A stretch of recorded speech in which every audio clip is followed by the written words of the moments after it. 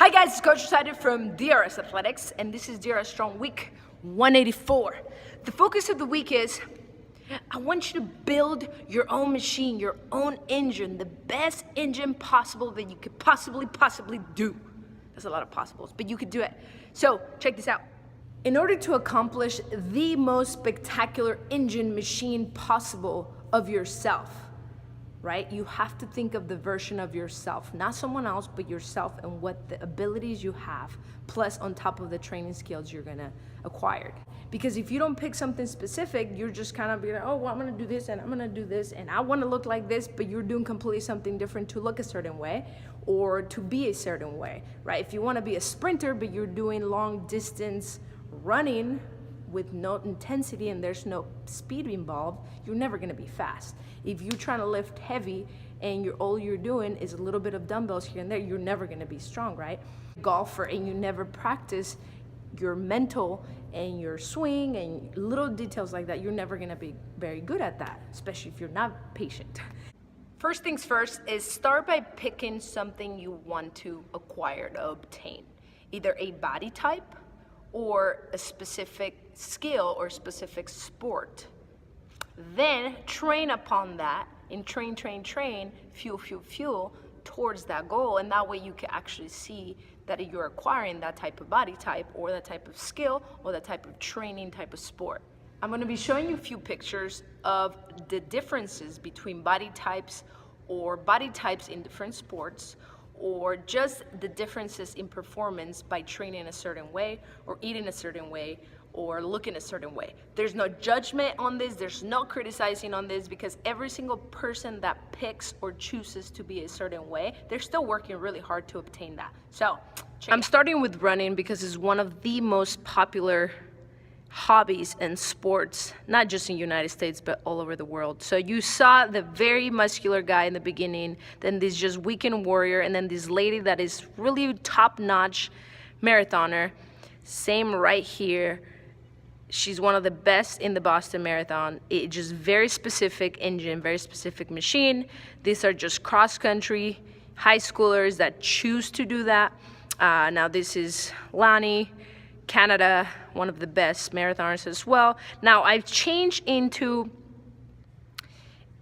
different type of categories. You have a bodybuilder on the left, in the middle is a marathon runner, and CrossFit all the way to the right. I just want to show the difference in terms of what type of training you do is what's gonna resemble the type of body that your engine or machine is gonna transform into. Ladies, not because you lift few weights here and there, you're gonna look like this. This takes years of dedication, a very specific type of training, and maybe little pills here and there. But don't think that because you lift weights, you become bulky, unless that's the reason why you're training. Just like this guy over here, it's very different type of training. Here we have Andrea Ager, one of the most popular CrossFitters back in the day. She was a track sprinter, hurdler back in college, and she started lifting weights and she still looked very lean. So it's all the type of training and food that you have. These other two ladies that are high CrossFitters and just look like that, right? It's very different. Now these are top to the notch elite athletes in CrossFit. Dang! No, but this is pretty iconic picture of what most guys want to look like when they do CrossFit, but this takes years and years of training. We have here another CrossFit athlete.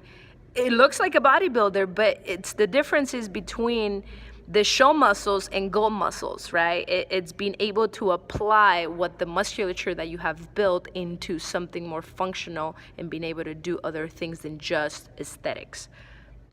Differences between skinny fat and actually having muscle on your body. Same thing here, seeing the difference between skinny fat and having muscle.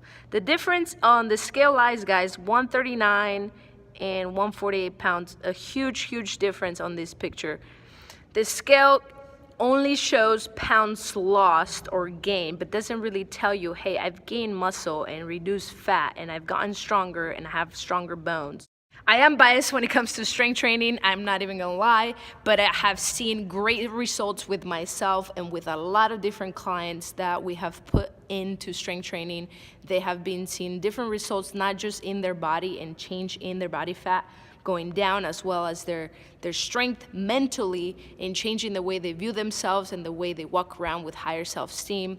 Bone density goes up, longevity in terms of being able to lift certain things and move around in a more free way is a lot to think about. So I am biased, but I think it's a great thing to do.